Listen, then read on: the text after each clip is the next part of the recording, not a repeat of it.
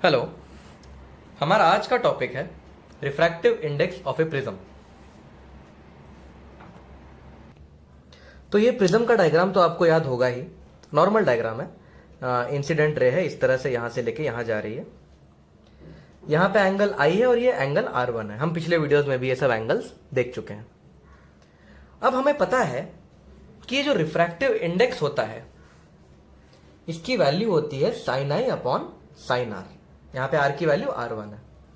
So refractive index is given by sine i upon sine R1। तो यही refractive index of prism भी होगा। Okay, तो this is common sense. अब हम कुछ कंडीशंस इसमें इंट्रोड्यूस करते हैं। Let us see some conditions. If the angle of deviation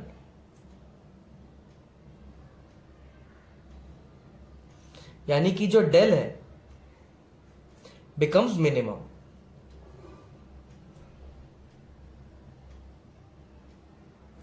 angle of deviation मतलब डेल, जब एंगल ऑफ डिविएशन मिनिमम होता है तब क्या होता है, ये रे इसके पैरेलल हो जाती है, आई और ई इक्वल हो जाते हैं, R1 R2 इक्वल हो जाते हैं। याद है आपको, पिछले वीडियो में हमने देखा था ये। तो अगर एंगल ऑफ डिविएशन मिनिमम हो जाएगा तो क्या होगा, तो आई और ई इक्वल हो जाएंगे, R1 और R2 इक्वल हो जाएंगे।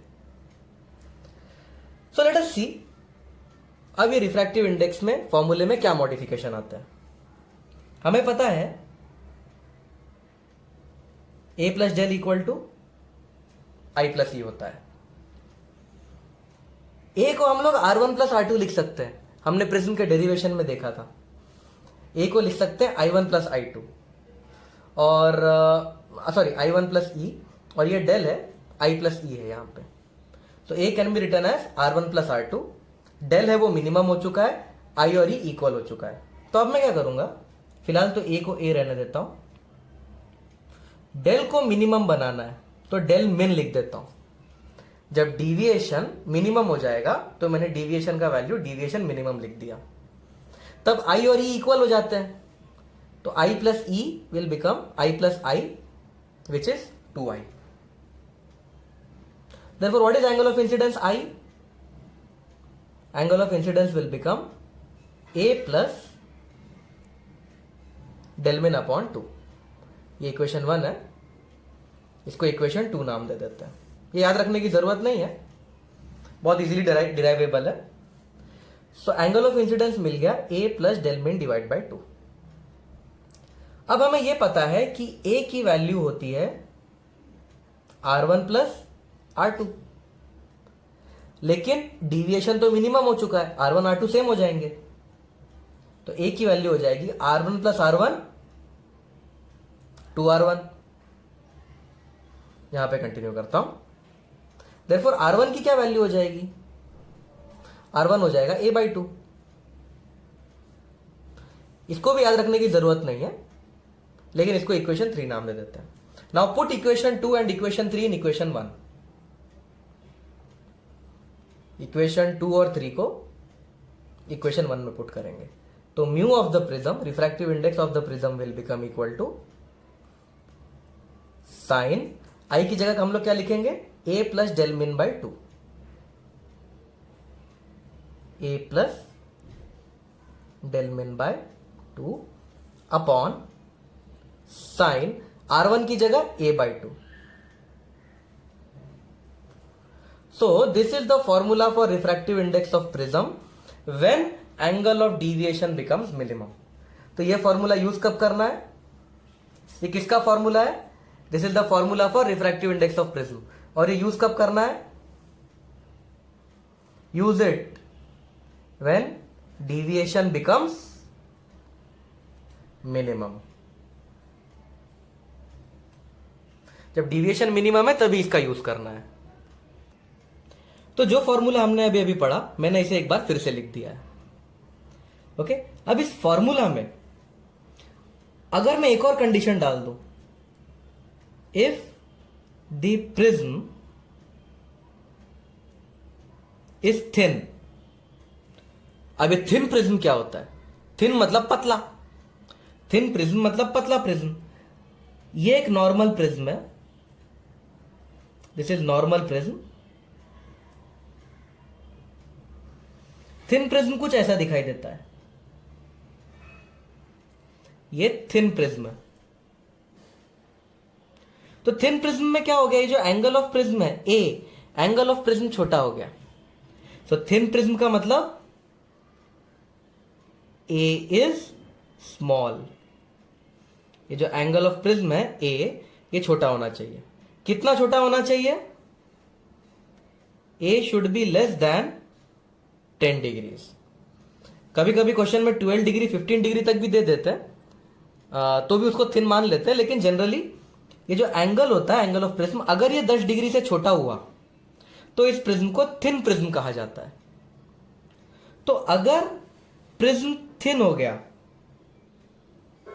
यानी कि अगर ए छोटा हो गया 10 डिग्री से, यानी ए अब एक छोटा एंगल है।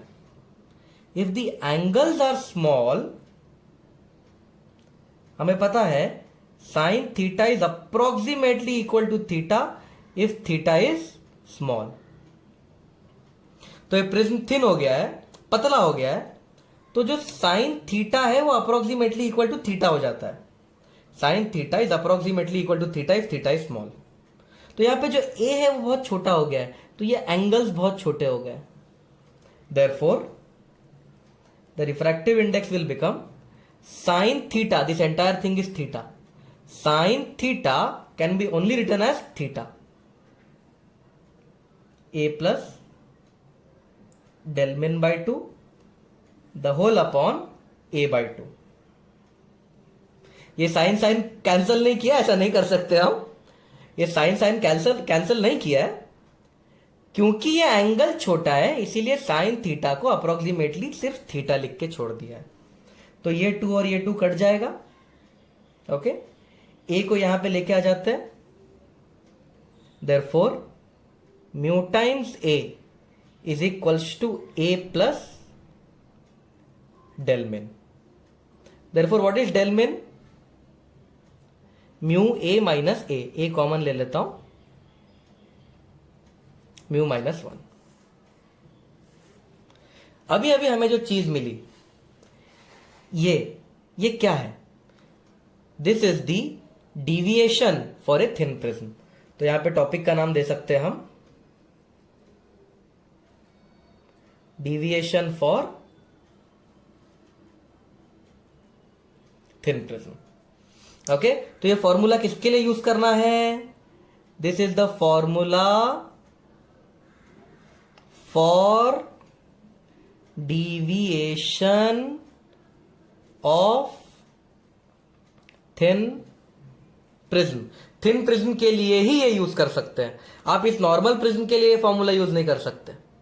सो द डिविएशन का formula is a times mu minus 1, where a is the angle of prism जो छोटा होगा, 2 डिग्री 5 डिग्री, बहुत हुआ तो 10 degree. Mu is the refractive index of prism, mu सबको पता है क्या होता है, रिफ्रैक्टिव इंडेक्स ऑफ प्रिज्म। यहां पे म्यू रिफ्रैक्टिव इंडेक्स ही है -1। Okay, you are suppose to remember this formula. ये याद नहीं रहा तो भी चलेगा, पर ये फॉर्मूला बाय हार्ट होना ही चाहिए। Okay, so what is the minimum deviation of a prism, it is a times mu minus 1। तो अभी अभी हमने जो पढ़ा उस कंसेप्ट के ऊपर एक न्यूमेरिकल देख लेते हैं। The refracting angle of prism is 5 degree, मतलब प्रिज्म का एंगल 5 डिग्री है, मतलब a की वैल्यू 5 डिग्री, और प्रिज्म का रिफ्रैक्टिव इंडेक्स दिया है 1.5। अब क्वेश्चन ध्यान से पढ़ो, calculate the angle of deviation of A light रे। एंगल ऑफ डिविएशन कैलकुलेट करना है, मिनिमम एंगल ऑफ डिविएशन नहीं दिया है क्वेश्चन में, सिर्फ एंगल ऑफ डिविएशन दिया है। हमने तो formula minimum angle of deviation के लिए निकाला था। तो ऐसे केस में हम कुछ नहीं कर सकते, हमें मिनिमम एंगल ऑफ डिविएशन ही निकालना पड़ेगा। मिनिमम वर्ड नहीं है पूरे क्वेश्चन में, देखो मिनिमम एंगल ऑफ डिविएशन नहीं पूछा है, लेकिन हम कुछ नहीं कर सकते, हमें मिनिमम एंगल ऑफ डिविएशन ही निकालना पड़ेगा। तो हमें पता है मिनिमम एंगल ऑफ डिविएशन का क्या फॉर्मूला है। और हाँ, ये प्रिज्म थिन है, क्योंकि देखो एंगल कितना छोटा है प्रिज्म का, प्रिज्म का एंगल सिर्फ 5 डिग्री है, it's a thin prism. Thin prism के लिए एंगल ऑफ डिविएशन का formula a times mu minus 1, तो ये हो जाएगा 5 into 1.5 minus 1, 5 into 0.5, it will become 2.5 degree. अब हमें डेलमिन का वैल्यू 2.5 डिग्री आया है, this is the answer, answer तो आ गया है, पर अब इसका हम मीनिंग समझते हैं। ये डेलमिन 2.5 का मतलब क्या होता है। तो अगर हमारे पास एक प्रिज्म है, ऑफ कोर्स ये प्रिज्म एकदम थिन है, पर मैं जानबूझ के थोड़ा सा इसे बड़ा बना रहा हूं, मोटा बना रहा हूं, ताकि आपको दिखे हो क्या रहा है। तो ये प्रिज्म है, यहां से एक रे ऑफ लाइट आई, ये रे ऑफ लाइट यहां पे भटक गई, देखो रिफ्रैक्ट हो गई ना, डायरेक्शन चेंज किया इसने, और यहां से बाहर आ गई।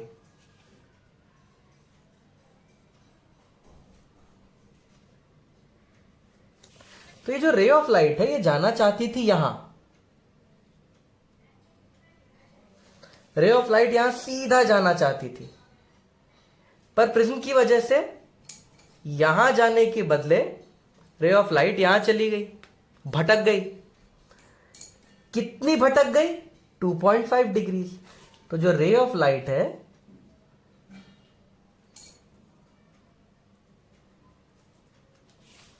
जाने वाली थी यहां, पहुंच गई यहां, और ये जो भटकी हुई है ना, ये 2.5 डिग्री है। तो एंगल ऑफ डिविएशन का मतलब कितनी भटक गई। तो जब भी मैं डिविएशन बोलूंगा आपके दिमाग में आएगा अपने रास्ते से कितना टर्न मार लिया, कितनी भटक गई।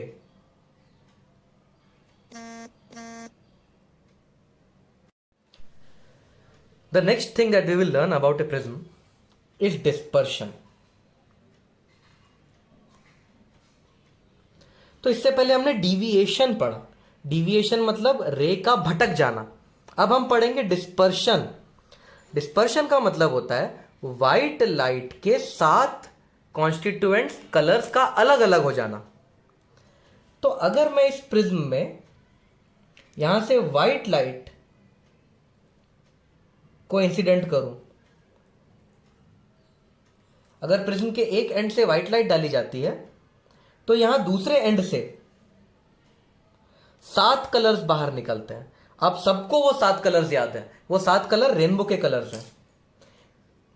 इनमें सबसे ऊपर होता है रेड, और सबसे नीचे होता है वॉयलेट, और सबसे ऊपर red. So violet, indigo, blue, green, yellow, orange और फिर रेड। ये तो आपने पढ़ा ही होगा, VIBGYOR, colours of A rainbow. तो उसी तरह से जब एक व्हाइट लाइट को प्रिज्म के थ्रू पास किया जाता है तो 7 अलग अलग कलर्स हमें दिखाई देते हैं दूसरे एंड में। ये कलर्स का अलग होना इसे डिस्पर्शन कहते हैं। तो डिविएशन मतलब लाइट का भटक जाना, डिस्पर्शन मतलब कलर्स का अलग अलग हो जाना। अब ये कलर्स अलग अलग क्यों होते हैं, लेट अस सी। एक बंदा था कॉशी, उसने पता लगाया ऐसा क्यों होता है। So according to Cauchy, different colours have different refractive indexes. मतलब ये जो प्रिज्म है इसका रिफ्रैक्टिव इंडेक्स रेड कलर के लिए अलग है, येलो के लिए अलग है, ब्लू के लिए अलग है, ग्रीन के लिए अलग है। For different colours the refractive index is different. और ये जो रिफ्रैक्टिव इंडेक्स है, refractive index has an inverse relation with wavelength. Refractive index का लाइट की वेवलेंथ के साथ इनवर्स रिलेशन होता है। विजिबल लाइट में रेड की कलर मैक्सिमम होती है, रेड हैज मैक्सिमम वेवलेंथ। अगर रेड की वेवलेंथ मैक्सिमम है और रिफ्रैक्टिव इंडेक्स का इनवर्स रिलेशन होता है वेवलेंथ के साथ, तो रेड के लिए रिफ्रैक्टिव इंडेक्स मिनिमम होगा। यानी ये जो प्रिज्म है ये रेड के लिए कम रिफ्रैक्टिव इंडेक्स दिखाएगा, और ये प्रिज्म वॉयलेट के लिए ज्यादा रिफ्रैक्टिव इंडेक्स दिखाएगा, क्योंकि वॉयलेट हैज मिनिमम वेवलेंथ। एक बार फिर से बताता हूं, कॉशी ने बोला कि अलग अलग कलर्स के लिए अलग अलग रिफ्रैक्टिव इंडेक्स होते हैं। जितना बड़ा वेवलेंथ उतना छोटा रिफ्रैक्टिव इंडेक्स। रेड का वेवलेंथ सबसे बड़ा, इसलिए रेड के लिए रिफ्रैक्टिव इंडेक्स सबसे छोटा। रिफ्रैक्टिव इंडेक्स छोटा होने का मतलब रेड भटकेगा कम। जितना छोटा रिफ्रैक्टिव इंडेक्स उतना कम भटकता है। तो रेड का रिफ्रैक्टिव इंडेक्स छोटा है, इसीलिए रेड कम भटकता है। वॉयलेट का वेवलेंथ छोटा है, इसीलिए वॉयलेट का रिफ्रैक्टिव इंडेक्स बड़ा है, इसीलिए वॉयलेट सबसे ज्यादा भटकता है। तो आप देख सकते हो व्हाइट लाइट यहां जाना चाहती थी, व्हाइट लाइट यहां जाना चाहती थी, रेड थोड़ा सा भटका, लेकिन वॉयलेट देखो कितना भटक गया। रेड कम क्यों भटका? क्योंकि उसका वेवलेंथ ज्यादा है, मतलब उसका रिफ्रैक्टिव इंडेक्स कम है। वॉयलेट ज्यादा क्यों भटका? क्योंकि उसका वेवलेंथ कम है, इसका मतलब उसका रिफ्रैक्टिव इंडेक्स ज्यादा है, इसीलिए वो ज्यादा भटका। अब डिस्पर्शन को थोड़ा और डेप्थ में पढ़ते हैं। डिस्पर्शन मतलब कलर्स का सेपरेट होना। तो the splitting of white light into 7 constituent colours when it is pass through a prism is called as dispersion. तो ये हमारे पास प्रिज्म है। अब हम देखते हैं डेप्थ में, एक एक स्टेप देखते हैं हो क्या रहा है। तो यहां से आएगी white light, so white light will be incident on it.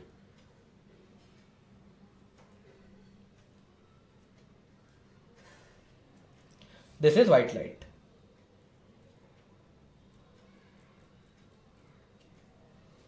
यहां पे ये व्हाइट लाइट है ना। अब जैसे ही व्हाइट लाइट यहां पे आएगी प्रिज्म के पास, रिफ्रैक्शन होगा। अब व्हाइट लाइट में 7 कलर होते हैं। व्हाइट लाइट है 7 कलर्स, VIBGYOR। ये सातों के सातों कलर्स बेंड होंगे, लेकिन रेड सबसे कम बेंड होगा, क्योंकि रेड के लिए रिफ्रैक्टिव इंडेक्स कम होती है। तो देखो, तो रेड कुछ इस तरह से बेंड होगा। आप देख सकते हो बेंड तो हुआ है पर ज्यादा नहीं। और वॉयलेट ज्यादा बेंड हो जाएगा। तो यहां पे जो वॉयलेट है वो ज्यादा बेंड होगा, करेक्ट। तो ये ऊपर वाला रेड है, नीचे वाला वॉयलेट है, बाकी सारे कलर्स रेड और वॉयलेट के बीच में है। तो आप देख सकते हो रेड थोड़ा सा कम भटका है, वॉयलेट थोड़ा सा ज्यादा भटक गया है। अब वापस यहां रिफ्रैक्शन होगा, क्योंकि वापस से हम ग्लास से एयर में जा रहे हैं। इस time the light will bend away from the normal. तो यहां पे फिर से रेड कम भटकेगा। तो रेड को थोड़ा सा कम भटकाना है। तो ये रेड कलर आप देख सकते हो, रेड ऐसा जा रहा था, थोड़ा सा बेंड हुआ। और वॉयलेट को देखो, वॉयलेट ज्यादा भटक जाएगा।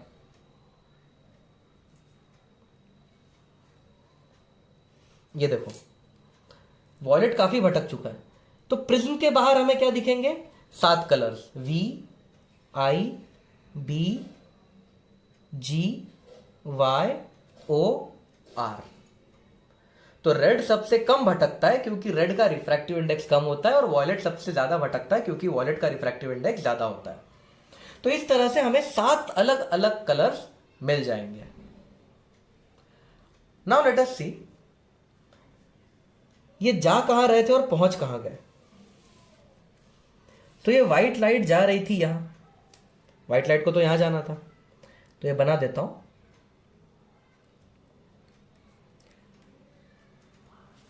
व्हाइट लाइट तो यहां जा रही थी। ये क्या है? ये एंगल, ये एंगल है रेड कितना भटका। तो ये है भटकना मतलब डीविएशन, भटकना मतलब deviation. So this is the deviation of red. और ये क्या है? ये है वॉयलेट कितना भटका। So this is the deviation of violet. तो रेड इतना एंगल भटक गया, वॉयलेट इतना एंगल भटक गया। तो यहां पे डेल्टा आर क्या है? Angle of deviation of red colour. Delta V क्या है? Angle of deviation of violet. अब ये क्या है? ये रेड और वॉयलेट के बीच का एंगल है। This is the angle between red and violet. इसे हम कहेंगे थीटा। ओके, इस थीटा का नाम होता है एंगुलर डिस्पर्शन। थीटा का क्या नाम है? Angular dispersion. थीटा क्या बताता है? थीटा बताता है it gives idea about the angle between red and violet light. तो थीटा यह बताएगा कि रेड और वॉयलेट के बीच में कितना एंगल है। तो एंगुलर डिस्पर्शन मतलब, सबसे पहले डिस्पर्शन मतलब कलर्स, और angle of colours. So angular dispersion क्या बताएगा? Angle between the red and violet colours. और इसका फॉर्मूला देखो कितना इजी है। Theta is equals to deviation of violet minus deviation of red. बहुत आसान। अब डिविएशन का फॉर्मूला हम थोड़ी देर पहले ही पढ़े हमने। डिविएशन का क्या फॉर्मूला है? A times refractive index of violet -1। ये हो जाएगा डिविएशन ऑफ वॉयलेट। और डिविएशन ऑफ रेड क्या हो जाएगा? A times refractive index of red -1। और हाँ, किसके लिए ये फॉर्मूला कब यूज कर सकते हैं? ये डेल्मिन का फॉर्मूला है, डेल्मिन का। This is del min. तो this is only for thin prisms. ये मेन फॉर्मूला है। This is always true. और ये किसके लिए ट्रू है? This is true for thin prisms. Therefore theta equal to A times, मैं काम करता हूं, ब्रैकेट खोल देता हूं, A mu V minus A mu R plus A. तो ये हो जाएगा A mu V minus A mu R plus A. तो ये कट हो जाएगा।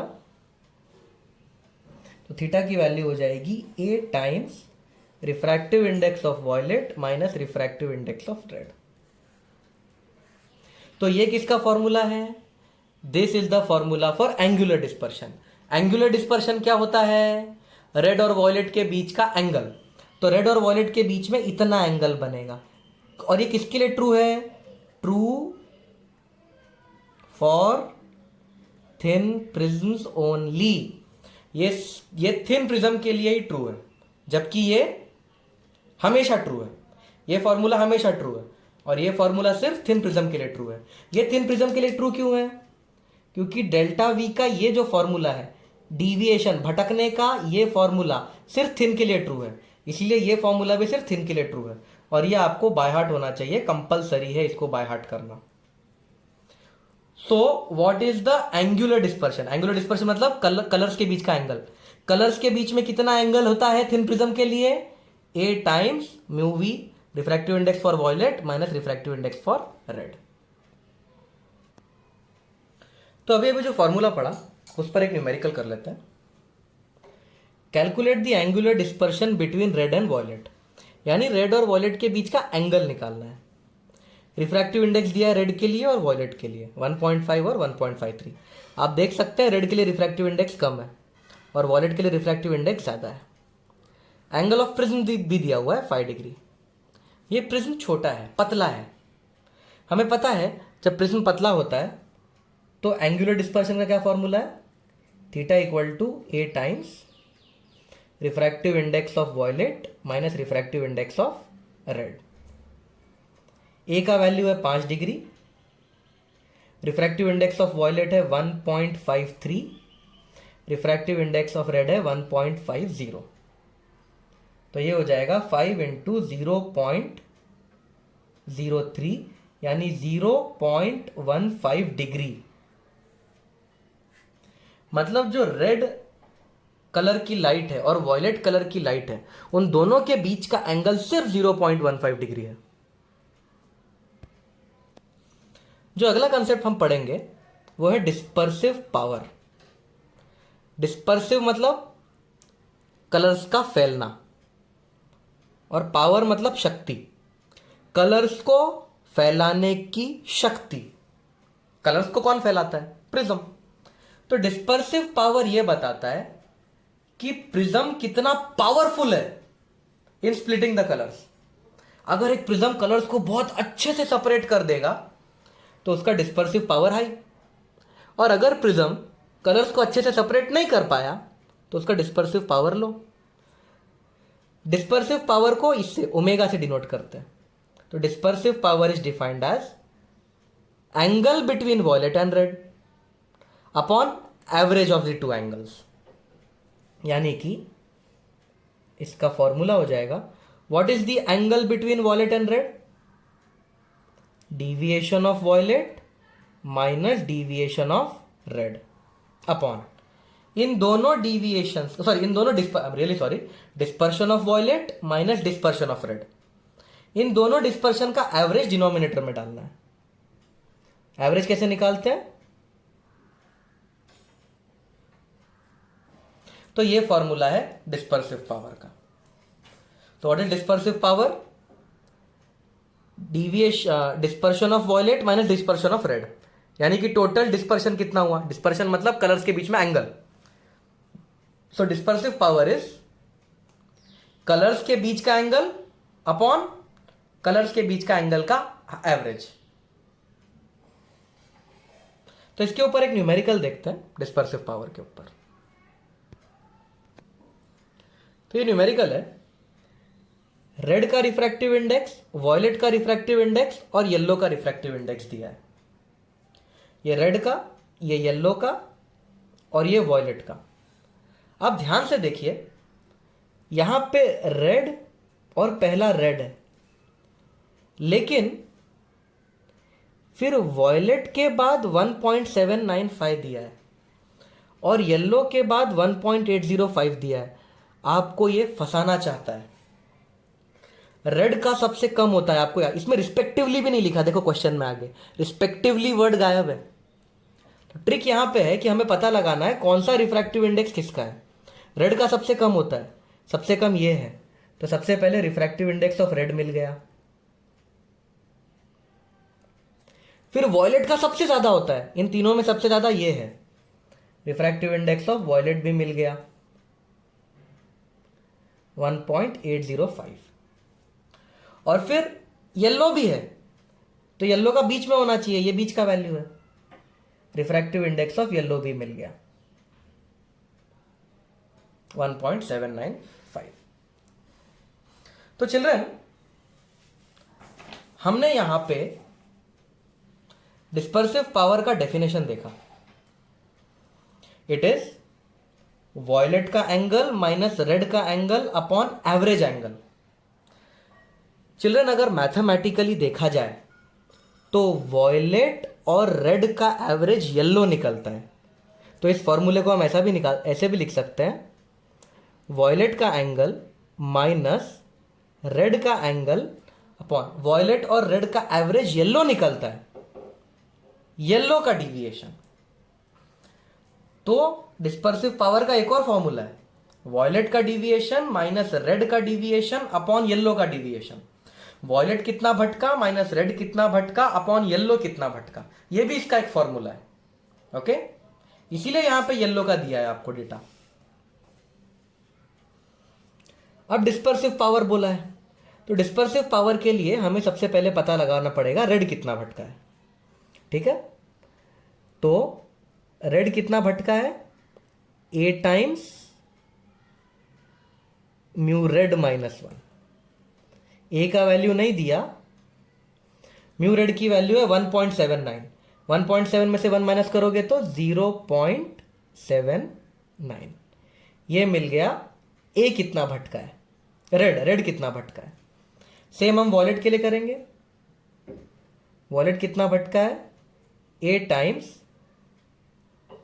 म्यू आर, इसका 1.805 है, 1.805 माइनस 1 करेंगे तो 0.805, इतना वॉलेट भटका है। और येलो कितना भटका है, A times mu yellow minus 1, 1.795 minus 1 करेंगे तो ये येलो इतना भटका है। ओके, अब फॉर्मूला में पुट कर देते हैं। डिस्पर्सिव पावर इज वॉयलेट कितना भटका है माइनस रेड कितना भटका है अपॉन एवरेजली येलो कितना भटका है।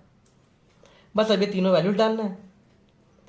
A times 0.805 minus A times 0.79 upon A times 0.795। A cut जाएगा, सबके पास है। तो जैसे ही इसको सॉल्व करोगे डिस्पर्सिव पावर मिल जाएगा। इसको सॉल्व करोगे तो आएगा 0.019। ये है डिस्पर्सिव पावर इस प्रिज्म का। डिस्पर्सिव पावर मतलब ये प्रिज्म कितने अच्छे से कलर्स को सेपरेट कर सकता है। This is the dispersive power of prism. Next question, refractive index for red and violet दिया है। रेड के लिए इतना, वॉयलेट के लिए इतना, डिस्पर्सिव पावर निकालना है। तो सबसे पहले रिफ्रैक्टिव इंडेक्स ऑफ रेड दिया है 1.79, रिफ्रैक्टिव इंडेक्स ऑफ वॉयलेट दिया है 1.805। लेकिन एक चीज नहीं दी है, येलो। येलो का काम था एवरेज, लेकिन यहां पे एवरेज दिया नहीं है, तो अब हमें एवरेज खुद निकालना पड़ेगा। देखो कैसे। सबसे पहले रिफ्रैक्टिव इंडेक्स ऑफ रेड पता है, तो यहां से हमें डिविएशन ऑफ रेड मिल जाएगा। डिविएशन ऑफ रेड का फॉर्मूला हो जाएगा A times refractive index of red -1। तो रेड कितना भटक गया, 1.79 माइनस 1 करोगे तो 0.79। फिर हम वॉलेट कितना भटका वो निकालेंगे। ए टाइम्स 1.805 में से 1 माइनस करोगे तो अब हम निकालेंगे एवरेज कितना भटक गए ये दोनों, मतलब वॉयलेट और रेड का एवरेज कितना भटका हुआ है। तो ये हो जाएगा a into 0.79 plus a into 0.805 divide by 2। ये है एवरेज भटका हुआ। So what is the average deviation? If you solve this you will get 0.7975a। तो ये है इतना एवरेजली भटके हुए हैं दोनों। Averagely this is the deviation. अब हमें पता है डिस्पर्सिव पावर का फॉर्मूला, इट इज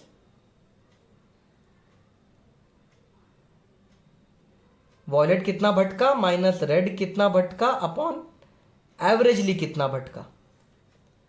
तो ओमेगा हो जाएगा वॉयलेट कितना भटका है, ए इंटू 0.805 माइनस रेड कितना भटका है, ए इंटू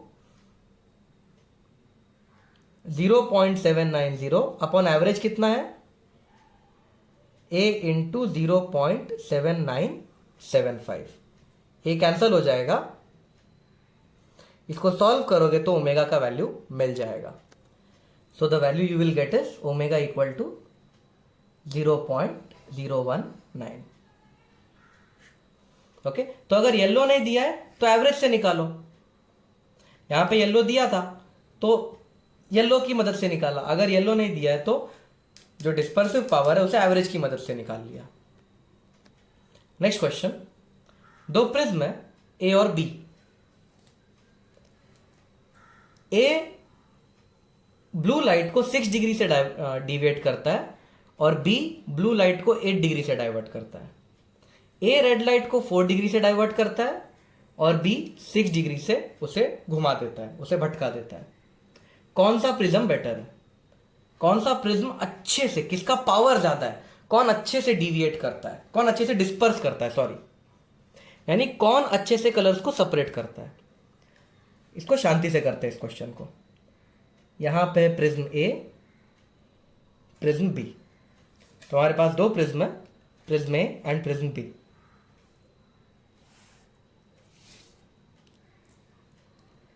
ए ब्लू को 6 डिग्री डाइवर्ट करता है, 6 डिग्री भटका देता है। तो ए ब्लू को कितना भटका रहा है? 6 डिग्री। और ए रेड को कितना भटका रहा है? 4 डिग्री।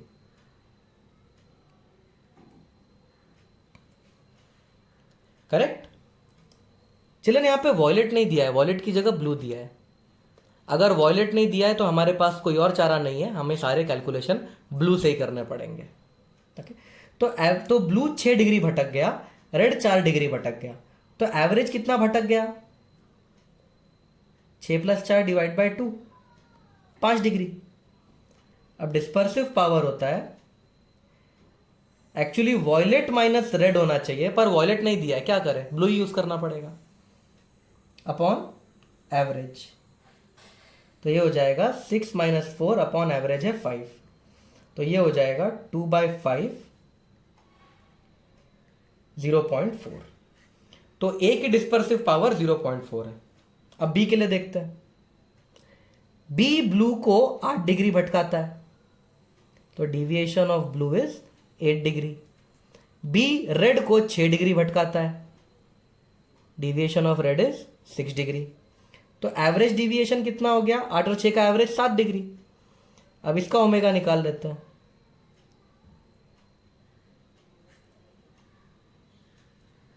तो ये हो जाएगा 8 - 6 divide by 7 which is 2 divide by 7 which is equals to 7 2 ज़ा 14, 6 0 7 8 56 4 0, लगभग 0.285। तो कौन अच्छे से कलर्स को सेपरेट कर सकता है? किसका डिस्पर्सिव पावर ज्यादा है? ए का डिस्पर्सिव पावर ज्यादा है। तो dispersive power of A is greater than dispersive power of B.